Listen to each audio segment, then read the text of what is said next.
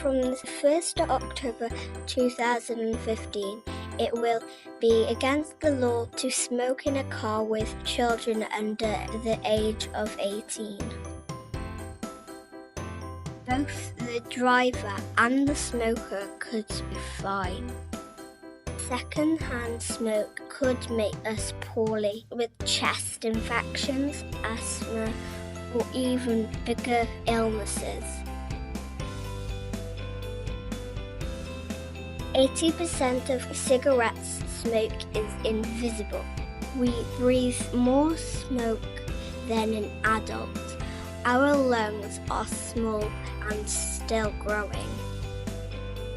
It's our life, not just a law.